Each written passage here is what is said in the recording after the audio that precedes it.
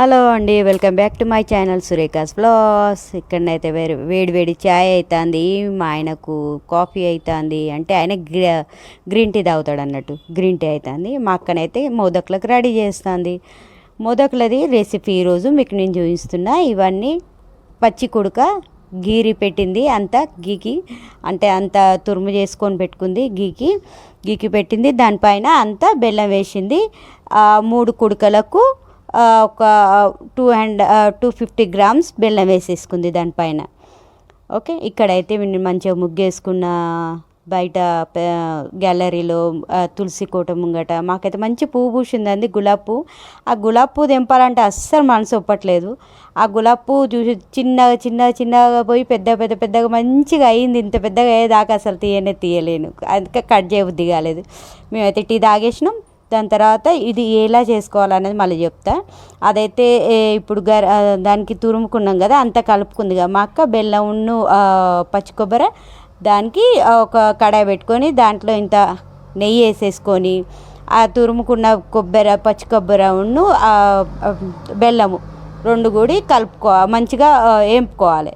మంచిగా ఇట్లా మొత్తం బెల్లం కరిగి ఇట్లా ఎర్రగా అయ్యేదాకా, మంచిగా ఇట్లా బ్రౌన్ మెరూన్ కలర్ వచ్చేదాకా ఇట్లా కలుపుకోవాలి. అవి మంచిగా వేడి చేసుకోవాలి, మంచిగా వేపుకోవాలి.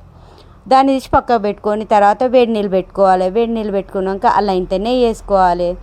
ఆ నెయ్యి కరిగేదాకా మళ్ళీ మనం పొయ్యి మీద నీళ్ళు పెట్టాలి. నీళ్ళు మసలేదాకా పెట్టుకోవాలి. నీళ్ళు మసిలి మంచిగా ఇట్లా నెయ్యి కరగాలి.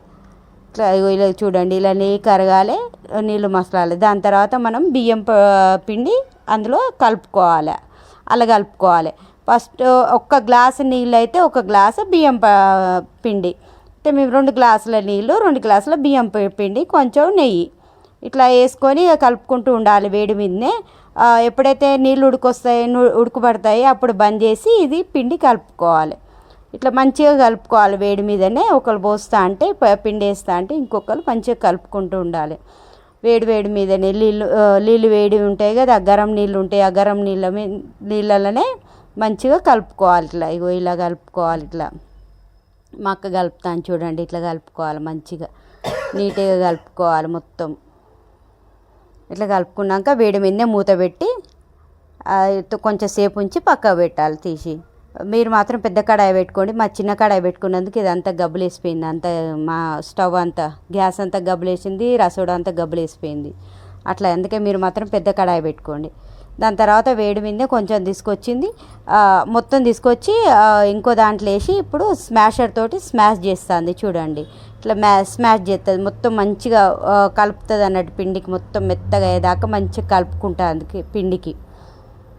వేడి మీద ఇట్లా స్మాషర్ తోటి కలిపితే ఏంటంటే మంచిగా కలిసిపోతుంది అన్నట్టు. మొత్తం ఒక కాడేసి మొత్తం కలుపుకుంటుంది. ఇక మా అక్క కొంచెం చేతికి నెయ్యి పెట్టుకొని కలుపుతుంది మొత్తం నీట్గా. ఇప్పుడు మొత్తం నీట్గా కలుపుకుంటుంది చూడండి, అంత నీట్గా కలుపుకున్నది. ఇట్లా కలుపుకొని దానిపైన ఇప్పుడు తడిగుడ్డ వేస్తుంది. ఒక రుమాలు ఉంటే దానికి తడుపుకొని తీసుకురా అన్నది, తడుపుకొని తీసుకొస్తే దానికి ఇట్లా కప్పేసింది ఎండిపోకుండా. దాని తర్వాత మోదకులు చేసుకోవాలి. ఎట్లా చేసుకోవాలి ఇప్పుడు మేము మోదకులు చేసుకుంటాను చూడండి. దానికి మా దగ్గర మోదకులు చేసుకునేది గిద్దె ఉన్నదండి, చిన్నది. ఇక్కడ దొరుకుతుంది, పూణేలోనే కొనుక్కున్నాను నేను. ఇప్పుడు నేనైతే దాంతో చేస్తున్నా. మా అక్క మాత్రం చేతితో ట్రై చేస్తుంది.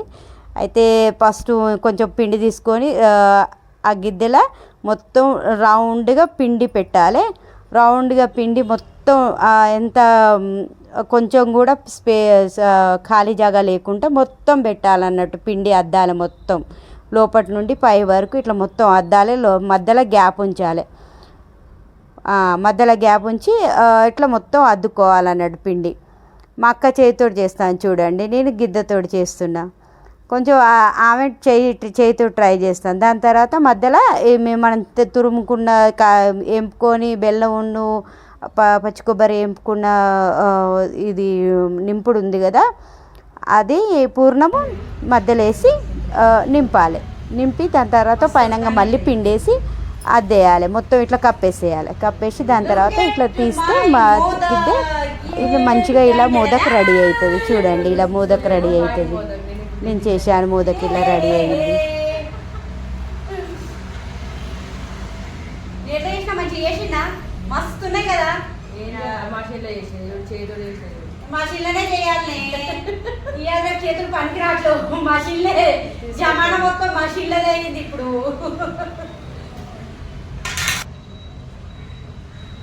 ఎంత కష్టపడితే అయ్యో అడ్డలు పడ్డాయండి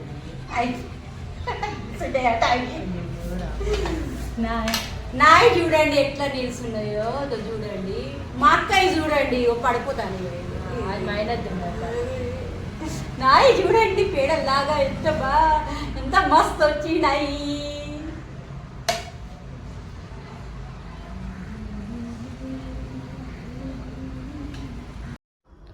దాని తర్వాత ఇలా స్టీమ్ చేసుకోవాలండి. ఇప్పుడు మేము ఎట్లా స్టీమ్ చేస్తాము, ఇడ్లీ కుక్కర్లో స్టీమ్ చేస్తాను నేను. నా దగ్గర మోదక్లది కుక్కర్ లేదు, అది వేరే కుక్కర్ వస్తుంది, కానీ మా దగ్గర లేదు, నేను కొనుక్కోలే. నేను ఎప్పుడైనా ఇడ్లీలు దాంట్లోనే చేస్తాను.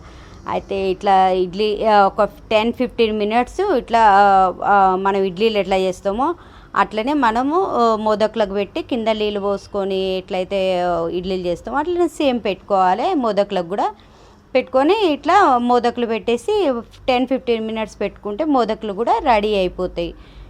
ఇట్లా కానీ తీసేటప్పుడు నిమ్మలంగా తీయాలి. ఇట్లా కిందంగా అతుక్కుంటా అంటే మనం దానికి తీసేటప్పుడు కొంచెం మంచిగా నిమ్మలంగా తీసి అది అతుకున్నదంతా తీసేసుకోవాలి, మళ్ళీ పెట్టేది ఉంటుంది కదా. అందుకే పెట్టే కంటే ముందు ఫస్ట్ మీరు పెట్టే కంటే ముందు కొంచెం అల్లా పెట్టే కంటే ముందు ఇట్లా నెయ్యి అద్దుకోవాలండి. అన్నిటికీ నెయ్యి ఫస్ట్ దానికి అంతా అంటియాలి. ఇట్లా గిద్దె అది ఏదైతే ఇడ్లీ పాత్ర ఉంటుందో ఇడ్లీ పాత్రకు మొత్తం నెయ్యి అంటియాలి. నెయ్యి అంటించి ఇట్లా వాటికి మోదకులో పెట్టుకోవాలి. దానిపైన ఒక్కొక్కటి అన్నీ, లేకుంటే మధ్యలో కూడా పెట్టుకోవచ్చు. నాకు ప్లేస్ నాకు లాస్ట్ వాయ ఉండే అయితే ఇంకా కొన్ని మిగిలితే అవి కూడా అందులోనే పెట్టేసిన. నేను 2-3 ఉంటే ఎక్స్ట్రా దాని పక్క పంట కూడా పెట్టేసి అన్నీ పెట్టుకున్నా అన్నట్టు. ఇక లాస్ట్ రో ఉంటే ఇట్లా అన్నీ పెట్టుకోవాలండి. ఇట్లా మధ్యలో కూడా పెట్టుకోవచ్చు, ఏం కాదు, స్టీమ్ అయిపోతాయి. అవే ఒక 15 మినిట్స్ పెడితే స్టీమ్ అయిపోతాయి.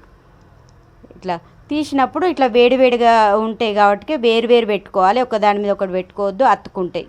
చూసారుగా వేడివేడి మోదకులు రెడీ, ఎంత మస్తున్నాయి చూడండి, ఎంత మంచిగా నీట్గా ఊపడతాయి. ఈ వీడియో కనుక మీకు నచ్చినట్టయితే లైక్, షేర్, సబ్స్క్రైబ్ చేయండి, బెల్ ఐకాన్ ప్రెస్ చేయడం మర్చిపోవద్దండి. కామెంట్ చేయండి, మీకు ఈ వీడియోగా రెసిపీ నచ్చితే నాకు కామెంట్ చేయండి, మంచిగా అనిపించినాయో లేదో. Okay, bye bye.